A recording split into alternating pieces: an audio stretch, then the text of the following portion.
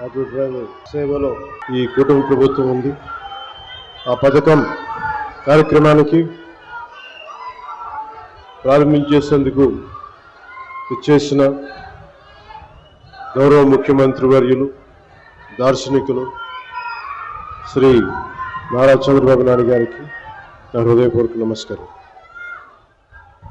ఈ వేదిక పైన ఆసీనులైన గౌరవ మానవ వనరుల అభివృద్ధి, సమాచార సాంకేతిక, electronics and communications, real time governance శాఖల మంత్రివర్యులు సోదరులు శ్రీ నారా లోకేష్ గారికి, రాష్ట్ర బీజేపీ అధ్యక్షులు శ్రీ మాధవ్ గారికి, గౌరవ మంత్రి శ్రీ మండిపల్లి రామప్రసాద్ రెడ్డి గారికి, హెల్త్ మినిస్టర్ శ్రీ సత్యకుమార్ యాదవ్ గారికి, విజయవాడ పార్లమెంట్ సభ్యులు కేసినేని శివనాథ్ గారికి, గౌరవ విజయవాడ సెంట్రల్ శాసనసభ్యులు బోండా ఉమా గారికి,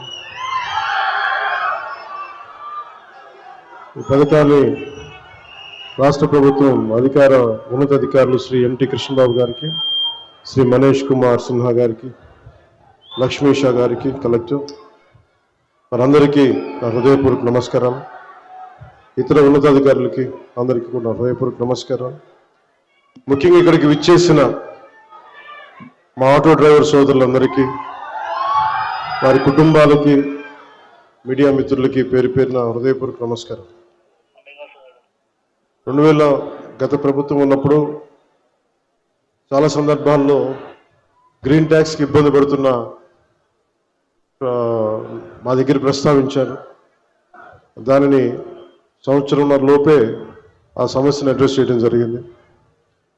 అలాగే గత ప్రభుత్వం మనకి మనీ ఇచ్చిన కానీ రోడ్లు పూడ్చలేకపోవటం, మరింత రిపేర్లు రావటం, ఇవన్నీ చాలా సందర్భాల్లో మాట్లాడాను.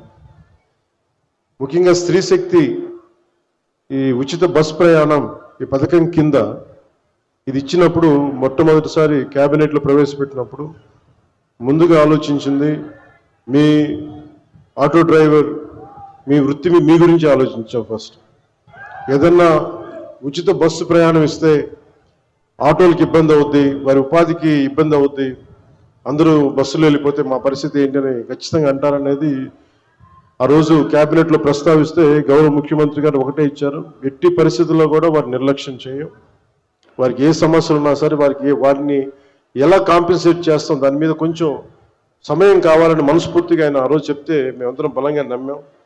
దాన్ని పెట్టుకుని ఈ రోజున మీకు 15,000 రూపాయలు చాలా సంవత్సరాల కాలంలోనే వచ్చిన వెంటనే సంవత్సరాల కాలంలో మీకు 15,000 రూపాయలు మీ అకౌంట్లో పడబోతుంది. దానికి ఆ నిర్ణయం చాలా ఇబ్బందికరమైన పరిస్థితులు ఆర్థికంగా, అలాంటిది మీకోసం 15,000 రూపాయలు ఇంత ఆర్థిక ఇబ్బందులు ఉన్నా కానీ ముందుకు తీసుకెళ్ళి మనస్ఫూర్తిగా నారా చంద్రబాబు నాయుడు గారికి మీ అందరి తరపున హృదయపూర్వక కృతజ్ఞతలు తెలియజేస్తాను. సమర్థవంతమైన నాయకత్వం, ప్రణాళికాబద్ధమైన పాలన ఉంటే ఏ రాష్ట్రమైనా సుభిక్షంగా ఉంటుంది. గడిచిన 15 నెలల కాలంలో గౌరవ ముఖ్యమంత్రి శ్రీ నారా చంద్రబాబు నాయుడు గారి నాయకత్వంలోని కూటమి ప్రభుత్వం ఈ విషయాన్ని పదే పదే నిరూపించింది. ఆ క్రమంలో ఇందాక మీకు చెప్పినట్టుగా ఆడపడుచులకు ఇచ్చిన మాటలు నిలబెట్టుకునే పరిస్థితుల్లో మీకు ఆటోలు, క్యాబ్లు నడుపుకుంటూ జీవనం సాగించే వారిపైన ప్రభావం చూపించింది. అందుకనే ఈ రోజున 15,000 రూపాయలు మీకు ఇచ్చి మీకు చిన్నపాటి వెన్నుదన్నుగా ఉన్నామని తెలియజేసుకుంది కూటమి ప్రభుత్వం.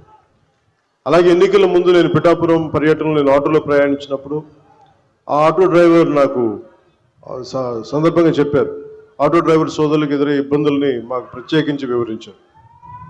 అలాగే ఈ రోజున ఆటో డ్రైవర్ సేవలో కార్యక్రమం ద్వారా స్త్రీ శక్తి పథకం మీకు జరుగుతున్న నష్టాన్ని భర్తీ చేసే ప్రయత్నం చేస్తూ అర్హులైన ప్రతి ఆటో డ్రైవర్కి ఈ రోజున 15,000 జమ చేస్తూ దాదాపు 3 లక్షల ఇంకా సరిగ్గా చెప్పాలి 2,90,000 మందికి ఈ ఆటో డ్రైవర్ సేవల పథకం ద్వారా లబ్ధి చేకూరుండగా మీ అందరి కోసం ప్రభుత్వం ఆర్థిక ఇబ్బందులు ఉండి 436 కోట్ల భారాన్ని ఈ రోజున రాష్ట్ర ప్రభుత్వం చాలా ఆనందంగా మోస్తుంది.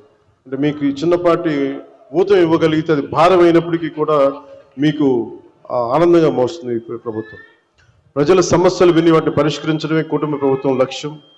ఇచ్చిన మాట నిలబెట్టుకుంటూ వాగ్దానాలను కార్యరూపం దాల్చుతూ ముందుకు సాగుతూ ఉన్నాం. ఆటో డ్రైవర్లకు అండగా నిలబడి వారి జీవనోపాధి కాపాడటం కోసం కుటుంబ ప్రభుత్వం బాధ్యతగా భావిస్తున్నాం. సమర్థవంతమైన నాయకత్వం ఉంటే ప్రజల జీవితంలో చాలా నిజమైన మార్పు తీసుకురావచ్చు అనేది మరోమారు ఈ పథకం మరోసారి రుజువు చేస్తూ ఉంది. అలాగే మీకు ఇంత కష్టాల్లో కూడా మాకు సహకారం అందిస్తున్న గౌరవ ప్రధాని శ్రీ నరేంద్ర మోదీ గారికి మనస్ఫూర్తిగా ధన్యవాదాలు తెలియజేసుకుంటూ, ముఖ్యమంత్రి శ్రీ చంద్రబాబు నాయుడు గారి నాయకత్వం భవిష్యత్తులో మీకు ముఖ్యంగా ప్రజలతో పాటు మీకు ప్రత్యేకించి ఆటో నడుపుతున్న సోదరుల కుటుంబాలకి మీ అందరికీ కూడా మేము అండగా ఉంటామని తెలియజేసుకుంటూ సెలవు తీసుకున్నాను. జై హింద్.